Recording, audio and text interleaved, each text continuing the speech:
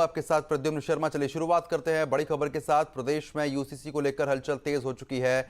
Rule regulation बनाने वाली committee का काम फिलहाल पूरा हो चुका है। बता दें कि यूसीसी की जल्द सरकार को रिपोर्ट सौंपेगी कमेटी, जानकारी मिल पा रही है। आपको यह भी बता दें कि ऑनलाइन होगी रूल एंड रेगुलेशन की व्यवस्था। तो इस वक्त की बड़ी खबर है, लिव इन रिलेशनशिप के लिए अलग से व्यवस्था की गई है। पारिवारिक मुद्दों पर कमेटी ने की थी सिफारिश, तलाक, वारिस, विरासत के मुद्दों पर भी सिफारिश की गई है। तो बड़ी खबर इस वक्त की, लिव इन रिलेशनशिप के लिए अलग से व्यवस्था की गई है।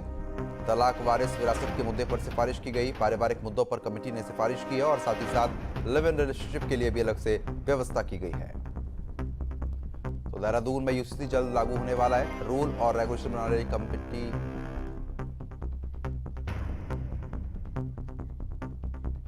तो ये चूंकि बहुत महत्वपूर्ण विषय है। यूसीसी उत्तराखंड पहला राज्य बन गया है जहां यूसीसी पास हो चुका है। तो जो रेगुलेशंस हैं, इसमें आप यूसीसी कमेटी में भी थे, तो रेगुलेशन में आपने किस तरह की सावधानी बरती है और क्या क्या प्रायोरिटीज आपकी रही है? तो जो रूल मेकिंग कमेटी है उसका मैंडेट ये था कि कोड में जो भी प्रोविज़न किए गए हैं उसको ज़मीन पर उतारने के लिए जब उसका इम्प्लीमेंटेशन हो तो व्यवस्थाएं किस प्रकार से की जाए, इसका उसकी हमें रिपोर्ट तैयार करनी थी और इसका हमें रूल्स और रेगुलेशन बनाने थे। समिति जो बनी, फरवरी के लास्ट वीक में इसकी पहली मीटिंग हुई थी और आज समिति की आखिरी बैठक हुई। समिति द्वारा जो रूल्स बनने हैं उसका ड्राफ्ट तैयार कर लिया गया है। कुछ बिंदु थे जिन पे चर्चा होनी थी आज की मीटिंग में। आज की मीटिंग में चर्चा होने के बाद वो फाइनल किए जा चुके हैं। अब उसकी प्रिंटिंग होगी और प्रिंटिंग होने के बाद रूल, और उसके साथ समिति ने एक रिपोर्ट तैयार की है जिसमें कि जो मेथोडोलॉजी हमारी रही, किस प्रकार से हमने रूल तैयार किया, और कुछ रिकमेंडेशंस हमारी हैं जो कोड के बारे में भी है, आगे आने वाले किस प्रकार से इसको इम्प्लीमेंट किया जाए उसके बारे में भी है। इसको अभी जैसे ही माननीय मुख्यमंत्री जी से हमें समय मिलेगा हम उनके समक्ष सौंप देंगे, फिर आगे की कार्रवाई शुरू होगी। व्यावहारिक तौर पर जो रेगुलेशंस आपने बनाए हैं तो उनमें जैसा मैंने अभी पूछा कि प्रायोरिटी आपकी किस तरह की रही है, जैसे क्या ऑनलाइन सर्विसेज के माध्यम से जो लोग हैं उसका कानून का फ़ायदा उठा सकते हैं, उसमें क्या क्या मैकेनिज्म आपने रखा है जिससे लोगों को उसका लाभ मिले? तो जब कोड बना था तो कोड का एक अंडरलाइंग प्रिंसिपल था कि ये इक्विटी, इक्वालिटी, महिलाओं के अधिकारों को संरक्षित करने के लिए हो, आगे बढ़ाने के लिए हो। जब हमने रूल बनाया तो हम उससे एक कदम और आगे जाने की हमने कोशिश की है और इसको जन सुलभ बनाने की कोशिश की है।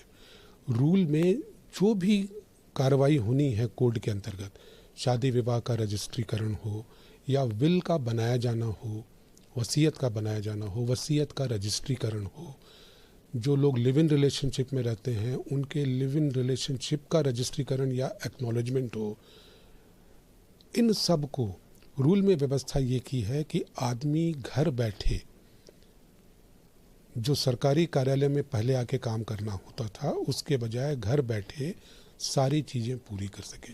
यानी हमने उसके लिए मोबाइल ऐप तैयार किया है। अगर आपके पास मोबाइल ऐप है तो ऐप डाउनलोड कीजिए और उसके बाद हमारे वेबसाइट पे जाइए। वेबसाइट पे हर काम करने के लिए स्टेप बाय स्टेप प्रोसीजर एक एक करके खुलते चले आते हैं। तो पहली बात यह है कि बहुत सारी चीज़ें, बहुत सारी सुविधाएं इंटीग्रेट कर दी गई हैं और इंटीग्रेट करने का दो फायदे होंगे। एक तो लोगों सब चीज़ भरने की ज़रूरत नहीं है, अपने आप आपने जैसे UIDAI का वेरिफिकेशन किया, आपका नाम, आपका पता वगैरह अपने आप आ गया, आपको भरने की ज़रूरत नहीं पड़ेगी। दूसरी बात यह है कि उसकी जो ऑथेंटिसिटी है वो अपने आप प्रकट हो जाएगी। हमें ना उसमें ज़्यादा इंक्वायरी करने की ज़रूरत नहीं है, ज़्यादा दिमाग लगाने की ज़रूरत नहीं, क्योंकि बाकी जगह पे भी वेरिफिकेशन होता रहता है। तो ये दो चीज़ें अपने आप हमारा सिस्टम इसमें इंश्योर करेगा। संक्षेप में, जनता की सुविधा के लिए घर बैठे सारे काम वो कर सके, ऐसी सुविधा क्रिएट की गई है। जो डिजिटली ये करने की स्थिति में नहीं है उनके लिए हमने रूल में ही व्यवस्था कर दी है कि जो CSCs हमारे हैं, जिनका कि पूरा नेटवर्क पूरे प्रदेश में फैला हुआ है, उनके माध्यम से वो सारी सुविधाएं जो कंप्यूटर, इंटरनेट से या ऐप से लोग कर सकते थे उनके माध्यम से करेंगे। नॉमिनल फीस देनी होगी और नॉमिनल फीस के माध्यम से जो CSC के लोग होंगे वो लोगों की हैंड होल्डिंग भी करेंगे, यानी उनका फॉर्म खुद ब खुद भरवा भी देंगे। जो कागज़ हैं अगर इकट्ठा करके पहुंच जाएं तो बस मुश्किल से 15-20 मिनट में सारे काम कंप्लीट करके CSC वाले उनको समझा देंगे और उनका फॉर्म भर देंगे। तो जनता की सुविधा हमारे केंद्र बिंदु में है। मतलब आपका ये कहना है कि हमारा काम खत्म हो गया, मुख्यमंत्री से जैसे ही समय मिलेगा तो हम वो रिपोर्ट सबमिट कर देंगे और उसके बाद आगे का प्रोसेस शुरू हो जाएगा। तकरीबन कितने पन्नों की रिपोर्ट है? तो जो 2 पार्ट में जैसा मैंने कहा, एक तो रिपोर्ट है और दूसरा जो रूल्स हैं। तो रूल्स तो करीब 400 पन्नों से कुछ ज़्यादा होगा और जो रिपोर्ट है वो करीब 200 पन्नों से कुछ ज़्यादा है। और हमारी सारी तैयारी हो चुकी है जैसा मैंने कहा, और अब ये प्रिंटिंग में जा रहा है। साइमल्टेनियसली हम लोगों ने माननीय मुख्यमंत्री जी से समय भी मांगने की कोशिश की है।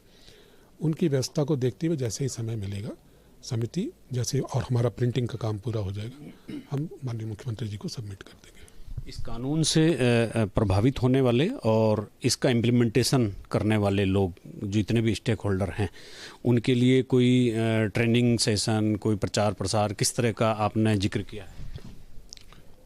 तो जो ट्रेनिंग का काम है वो तो तभी प्रारंभ हो पाएगा जबकि रूल्स प्रख्यापित हो जाएं, क्योंकि मान लीजिए सरकार इसमें कोई परिवर्तन करती है, उसके पहले ही अगर हम ट्रेनिंग दे दें तो फिर तो दोबारा ट्रेनिंग देनी होगी। इसलिए इस बात का इंतज़ार करना होगा कि रूल्स और कोड के साथ ही रूल्स प्रख्यापित हो जाए। प्रारंभिक चर्चा हमने कर रखी है, किस प्रकार से ट्रेनिंग दी जानी है इसकी चर्चा भी कर रखी है। ये संभव है कि समिति ने जब अपना काम पूरा कर लिया तो आगे का काम राज्य सरकार की जो एजेंसीज़ हैं वो टेकअप करें, यानी ट्रेनिंग देने का हो या आगे किस प्रकार से। हम ये भी सजेस्ट कर रहे हैं कि अगले कुछ समय के लिए कुछ अभियान के रूप में इसको चलाया जाए ताकि जागरूकता पैदा की जाए, अभियान के रूप में चलाया जाए। एक आखिरी सवाल करूंगा कि अगर गवर्नमेंट आपसे, चूँकि आप हैं, मैडम सुरेखा डंगवाल हैं, मनु गौड़ जी हैं, तो सब शुरुआती दौर से जुड़े रहे हैं, गवर्नमेंट अगर आपको ये ऑफ़र करती है कि जो ट्रेनिंग वाला पार्ट है, चूँकि वो बहुत महत्वपूर्ण पार्ट है, मैं इसलिए कह रहा हूँ, आपने रेगुलेशंस बनाए हैं, आपने कानून बनाया है, तो अगर गवर्नमेंट ये चाहेगी तो क्या आप लोग तैयार हैं? ये काल्पनिक प्रश्न है। गवर्नमेंट अगर बोल तो काल्पनिक है कि जब आएगा तो चर्चा करेंगे, हम लोग आपस में बैठ कर चर्चा करेंगे, समिति के लोग बैठ कर चर्चा करेंगे।